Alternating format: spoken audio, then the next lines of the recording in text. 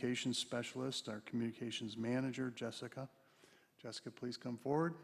And we are time limiting a 10-minute presentation. And I will notify if you're going over. I work really hard to keep it under 10 minutes. Thank you.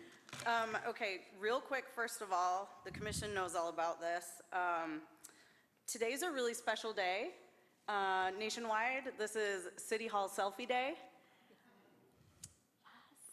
Yes. This is a day that's celebrated nationwide. It's organized by a local government advocacy organization called Engaging Local Government Leaders, or ELGL. This is the 8th year doing it, and it is a day that we celebrate local government. We celebrate city halls, police departments, fire stations, wastewater treatment plants, all of our city facilities and the staff members within those facilities. I am thrilled that all 9 of our commissioners are here tonight because my staff report has never fallen on this day before, and I wanted to take this opportunity to selfie with the 9 of you. You want us to stay in our seats, right? You can stay right there. We tested it beforehand to make sure, and everyone can just sit at the dais and smile, wave, whatever you want to do.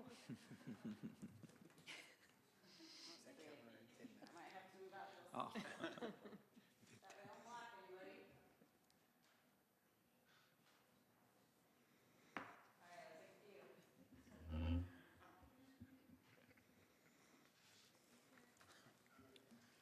Thank you. That is cool. That is a first. So. Thank you, Jessica. Okay, on to the staff report part. So I am Jessica. I'm the communications manager for the city, and I have presented before you previously, so I'm just going to give a quick review. Oops. It's fine. I've been in this position for almost 10 years now. Eric McClure is our new specialist. He's been here just about a year, so we've got some time under our belts now. You will most often see our projects show up in the governance community result of our priority-based budgeting.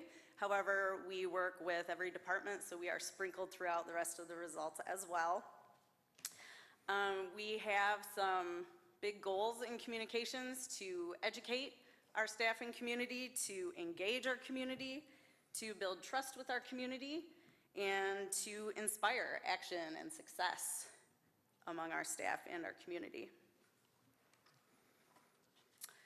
There's a lot of information on the next 2 slides about our social media, so I'm going to stay high level and everyone can take a look at the numbers and information as well. These are the platforms that we use. This, from left to right, we have Facebook, Nextdoor, Instagram, Twitter, or X. The branding is going through a change right now. YouTube and LinkedIn. There are statistics up there about the people who follow us on these platforms. The thing that makes me happy is to see all of those increase over last year. YouTube continues to be the largest increase at 45%. Video is still a big deal. Video is still something that draws a lot of attention and a lot of traffic, and so that is something that remains popular for us as well. The platforms do different things for us. Facebook and Nextdoor are both very high engagement for the city. A Nextdoor, if you're not familiar, is kind of like Facebook, but for neighborhoods. Our city presence on Nextdoor is divided into our neighborhood planning council areas. So neighbors are able to talk amongst themselves to recommend different things in the city, different services, talk about missing pets, or if someone has had a vehicle theft or something like that that is within their neighborhood, they can talk about that in their neighborhood. Instagram is a lot of video and photos. Twitter, we are most connected with local media on there. Our community engagement is not as high. YouTube, again, video, and LinkedIn is a lot of job postings and team features. So this slide just talks about our top posts on all of the platforms over the last year. Some commonalities between platforms, since they do different things and we have different audiences, sometimes different posts are popular on each of these. One that was popular, for example, on both Facebook and YouTube was the unfortunate situation where someone had a medical emergency and their car crashed onto the airport grounds. We had the air traffic control tower video of that we shared, and that was something a lot of people looked at. When our Fire Station 4 reopened, that was a top video on Facebook, and we do have a fire department Facebook presence as well. On LinkedIn, our awareness discussions, Public Service Recognition Week was our top post in the last year. We did a post for work zone safety awareness, which is very important right now still. And we are just finishing up fire department recruitment for our next eligibility list, and talking about that process was also a top post on LinkedIn for us. And you can see the rest of those listed. So social media takes up a lot of our time, but there's a lot of other things we do too. So I wanted to go through a few highlights for us right now. One is education about the City Commission. One is about our messaging for construction. This is obviously a very heavy season for us. And then some of the newsletters and publications that we're working on. So first is our City Commission education. One of our work plan items for communications was to do something to help make the City Commission more understandable. This is a business meeting. There's a lot of city business done here, a lot of official language and legal actions and things like that. And so we wanted to make that even more accessible to the community. So what we've done is a couple of video series. So the image on the left that has the microphone, these are our agenda previews. And so typically those are coming out the Friday before a meeting, Thursday or Friday, after the agenda comes out, where we go through briefly each agenda item, trying to keep it in plain language, give people a quick overview of what's coming up. And then afterward, we do action roundup videos, and so that kind of mimics the preview, but then goes through and explains each of the votes, so that people can close that loop on the action items that you have before you. And then we also have an introduction video that goes through each of the potential sections that a commission agenda might have, so that people know what each of those are. And we've had these out since early spring, and we post those around. They're getting pretty good traffic, so we're happy with that. We're always looking for feedback, so anybody who's watching, if you're seeing these are on our YouTube channel under the City Commission playlist. That's where all the meetings appear too. Just look for those images and you will find those videos to help you keep up with the actions. Construction messaging. So we're trying a lot of different things here to get information in front of as many eyeballs as we possibly can.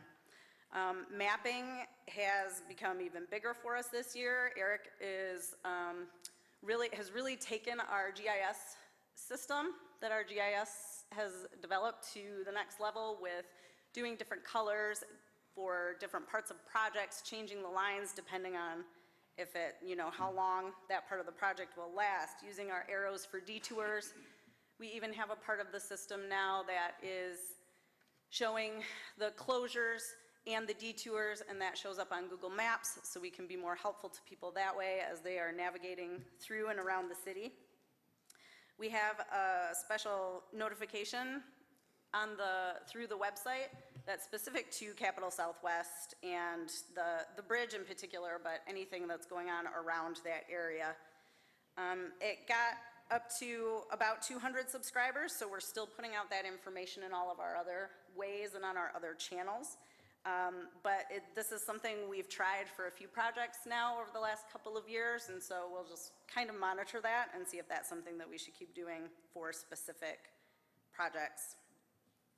We also try to get photos and do social media announcements of changes or openings. We posted some photos when Helmer reopened, when the water main project moved down Beckley, and so those are always things that people like to see when we have updates. And then finally, our news and information publications that we're working on. We've had a couple newer ones in the last couple of years. On the lower right is this year's water quality report. This report is required by the Environmental Protection Agency, and we work with our water staff to put that together. This is the second year we've produced that completely in-house.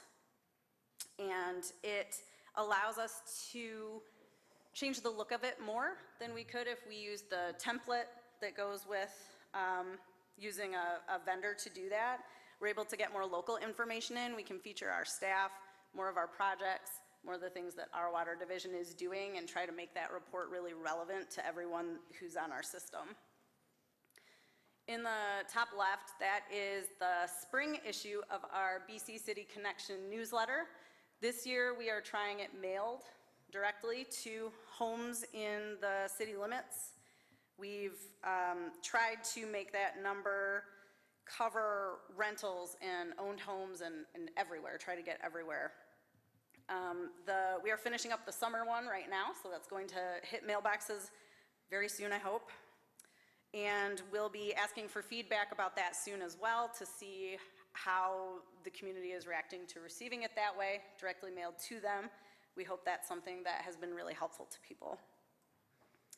And finally, as a complement to the mailed newsletter, we have a monthly email newsletter that is going out. It's including links to the commission meeting videos that we're producing to give more information, some of our more timely news items that won't make it into the quarterly newsletters, things that are happening in between. So far, that's going really well for a mailed newsletter. The numbers might not look very high, but for a mailing, everybody is mailing newsletters, and I'm sure you all have very full inboxes just like we do, and so those numbers are actually quite good. So in just a few months, we have 76 people subscribed. I believe no one has unsubscribed yet, so that is, that is a good statistic. We have a 64% open rate, which means that percentage are actually looking at the email, which is huge. Anything over 50 is amazing. And an 18% click rate, which means that percentage of people who get the email are actually clicking on something that we have shared within the email. And anything around 20% is amazing as well. So that's doing well so far. I wanted to give a quick behind the scenes because for as much as we do in communications that the community can see, there is a lot that we do to prepare for those things or that we do behind the scenes that people are not seeing as much. One of those is taking selfies. One thing that we've changed in the last year is our workflow. Our staff has been wonderful in picking this up quickly and using it and helping us. We use a web service called Airtable, and that's, you know, kind of like your Slacks and your Asanas and all those other work softwares that people can use to be more organized. And what that allows us to do is create forms where if somebody needs a press release, they can fill out all the information and submit it, and then we both get to see it and we can organize it, and whoever is on or has time or sees it first can get going on it. That helps keep us organized. It helps us see where we're getting those requests from. And, you know, in looking at what we've done so far, so we started this at the beginning of last October, so we're not quite a year into it. And, for example, we average about a press release a day. So that is a lot, and everything that goes with that, including creating graphics and posting on social media and sometimes many other things. So our workflow is becoming more organized, and that's great for us and for our staff. A recognition we received this spring was from Government Social Media, which is another organization specifically for people who work in government social media. We were recognized in the top 5 nationwide for our Facebook presence, so we're very proud of that. And then we share with others a lot. City Hall Selfie Day is one way that we do that, to show off our city, show off our staff, the people who do the jobs here. I speak at conferences. I have spoken in the last year for the Michigan Municipal League about our social media use. I have spoken for government social media about our Nextdoor use.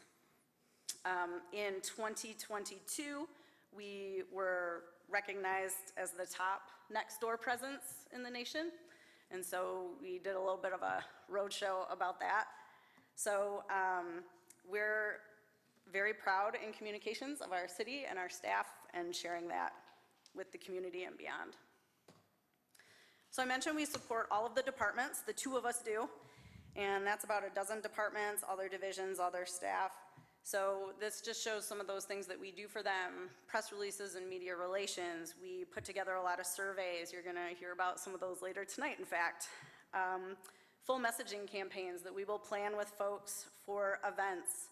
I'll use that as a quick plug to say, don't forget the Public Works Open House is next Tuesday, the 22nd from 4 to 6 at Public Works. We keep up the website or help other staff to do that. A lot of staff are able to do that for their own departments. We do a lot of proofreading, brainstorming, creative work. There are lots of things that we can do and we do to help support our departments and our staff. And lastly, I just wanted to preview a few other big ideas we're working on, things that are on the way. We're working on a big project for next year, for hopefully a spring to fall schedule. We don't have a name for it yet, but it'll be some sort of city in the park, city in the neighborhood, city on the move, mobile city, something like that, where we want to take a canopy tent and truck ourselves to different locations around the city. Our first thought was parks, where we can pick a park in different neighborhood areas, cover as much ground as possible, and the communications staff will go. We will bring somebody from 311. We will bring technology so people can do some of the services they need, whether that's register to vote, pay a bill, things like that. We may bring the cops officer who's in that neighborhood. If a particular area is having some specific code issues, we may bring a code officer. So we want to try to get somewhere between City Fair, for the commissioners who remember that, where we would take everybody down to Festival Market Square and ask the public to come to us, and like a full mobile city hall, like the county's wellness wagon that's able to go around. So we're looking for a good middle ground that will be easy for us to get off the ground. Doesn't take a lot of materials, but we can get staff out to the community. So we're working on that, lots more to come. We have some big departmental messaging campaigns that will be continuing or coming up. We know that we would be supporting the clerk's office anyway for 2024 elections, but with early voting, that will bring a whole lot of other messaging that we'll need to get out to the community, so we'll be working on that. The countywide public transit conversation continues, so we'll be monitoring that closely and what we need to do to support that. And then we'll be supporting Kimberly Holly and her DEI action plan and whatever goes into that for messaging needs as that develops and moves forward. And DEI is its own departmental sort of project that we'll be working on as well. I already meet with Kimberly regularly. We talk about things like translation, and we've worked together to help the fire department support their recruitment this year. We're working on roundtable discussions with our own staff right now. And as we go through that, we'll see how that will translate to the community later. And we're going to be working on a language assessment starting this fall to see where we're doing well, where we need to maybe combine efforts. We know some departments are able or working on things with translation and making different services available, and we want to make sure we're doing that broadly and cohesively so that we're serving our community in the best way that we can. I know I went through that very fast, but if anyone has any questions, I'm happy to answer them now or later after you've thought about it or looked through numbers and things like that. Any questions for Jessica? Commissioner O'Donnell. I just want to say thank you for the city commission updates that you've been having videos on. We've had people say they don't see enough openness of what happens, and I direct them to the video and they're like, wow, thank you, that's where it's been. So it does help with that, preparing people to come here this evening and understand what's going on, so thank you. Thank you, I'm so glad to have that feedback. Any other comments from the commission? I want to say thank you for your police and fire reports. I think that's very important, and I like the ones that are updated. It's information we just don't receive anymore from the local media. So thank you, Jessica. You're welcome, thank you. All right.